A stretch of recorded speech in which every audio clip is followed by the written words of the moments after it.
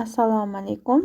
Botiniy o'yin qudratlari kanalining aziz obunachilari va kechirim qalb tozaligi onlayn treningimizning aziz o'suvchi ulg'ayuvchilari.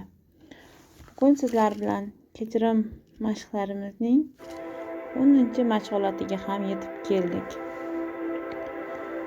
Sizlar bilan shu kungacha kechirimning har xil usullarida tozalanib, poklanib kelyapmiz.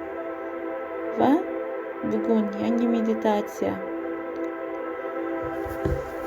xafagarchiliklarni ko'zaga yig'ish mashg'ulotini, meditatsiyasini olib boramiz. Tinch holatga yaxshi joyga o'tirib joylashib oling.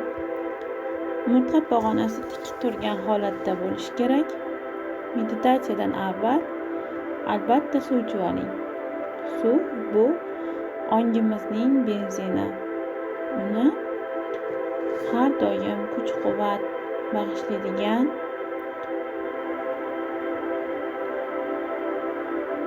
benzini hisoblanadi. Shuning uchun suv ichib oling va tinch holatda, iloji bo'lsa quloqlaringizga naushnik taqib o'tirib oling. Ana endi meditatsiyaga tayyorsiz. Ko'zlaringizni yuming va chuqur nafas oling. 10 gacha sanab nafasimizni chiqaramiz. Butun tanamiz bo'shashgan holatda boshlarimiz, qoshlarimiz, yuzimiz, peshonalarimiz bo'shashgan holatda butun tanamiz tinch holatda, tanamiz bo'shashgan, oyoqlarimiz, qo'llarimiz bo'shashgan holatda, o'zimizni bo'shashgan tinch holatda yana bir marta chuqur nafas olamiz. Chiqaramiz. Yana bir marta chuqur nafas olamiz, chiqaramiz. Butunlay bo'shashgan holatda tasavvur qiling ko'z oldingizga ko'zachani yokida qanaqadir og'zi ochiq idish yoki qaysidir korobka, quticha bo'lishi mumkin yoki kichkinagina bir sandiqchani tasavvur qilishingiz mumkin. Og'zi ochiq bir idishcha, ko'zacha misolida tasavvur qiling. Bu sizni qo'lingizda va shu holatda men eng ko'p xafa qilgan insonimni ko'rsating. Ko'z oldingizda sizni eng ko'p dilingizni og'ritgan inson paydo bo'ldi. Bu sizni onangiz, balki otangiz, balki turmush o'rtog'ingiz, balki yana kimdir sizni xafa qilgan inson. Va unga qaratib ichingizda qolgan hamma alam, nafratni ayting. Sen meni shunda xafa qilganding. Men dilim juda ham og'rigan. Ichingizda hech narsa qolib ketmasin. Qalbingizdagi bor, sizni shu paytgacha sizni qiynayotgan zaharni, kerakmas gaplarni hammasini ayting yuziga. U jim turibdi, jim turib eshityapti. Jim turgan holatda hamma gapingizni eshityapti. Hammasini aytib oling. U sizga meni kechir dedi. Men seni kechirdim Alloh yo'lida. Sen ham meni kechir. O'sha paytida aslida sen menga ustoz bo'lib kelgan ekansan. Men buni o'zimni o'y-xayollarim, fikrlarim asosida tortib olgan ekanman bu vaziyatni. Men kechir sen ham. Sen tufayli men o'sdim, ulg'aydim. Endi bu xafagarchiliklar, og'riqlar menga kerak emas. Men seni Alloh yo'lida kechirdim. Sen ham meni kechirding.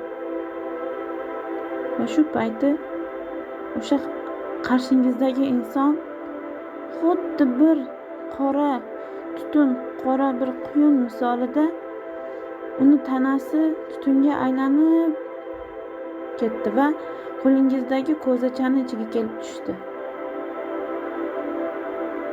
Xuddi shunday yana bir sizni xafa qilgan navbatdagi insonni qashringizga chaqiring. Bu sizni onangiz yoki qaynonangiz bo'lishi mumkin. Uni chaqiring qarshingizga. Mana u paydo bo'ldi. Va unga ichingizdagi hamma nafrat, alam, xafagarchiliklarni hammasini aytib oling. Sen meni shu holatda shunaqa xafa qilgansan. Sen menga kun bermading, sen meni shunaqa qilding. Men sendan juda ham dilim og'ridi. Hammasini aytib oling. U juda ham tushkun holatda ko'zlari mo'ltirab sizdan kechirim so'rayapti. Meni kechir. Qaynonangiz bo'lsa aytayapti. Meni kechir kelinjon. O'sha payti o'zim ham nimalarnidir anglamaganman. Seni bilib bilmay xafa qilganim uchun meni kechir. Siz ham meni kechiring oyijon.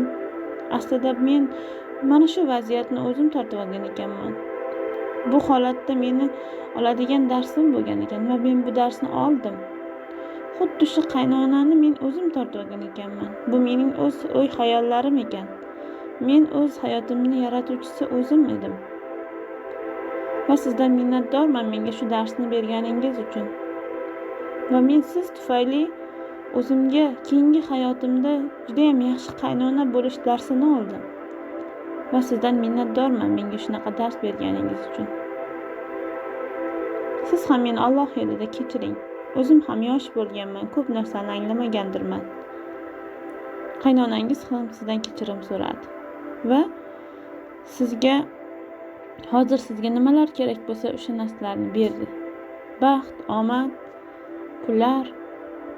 Siz ham unga sovg'alar bering va uni qalbidagi hamma yaxshimas narsalar uni ruhida ko'tarilib, qop-qora tutun bo'lib ko'zani ichiga tushdi. Va yana sizni xafa qilgan boshqa insonlarni ham xuddi shunday xafagarchiliklarini aytib, kechirim so'rab va uni darslarini qo'yib yuborib, ko'zani ichiga tutun qilib kirgizib yuboring. Hamma nafsingizni xafa qilgan hamma insonlarda birma-bir shu vazifani bajaring. Hammasi ko'zani ichiga kirdi. Ularning hammasi kirib ketdi mana.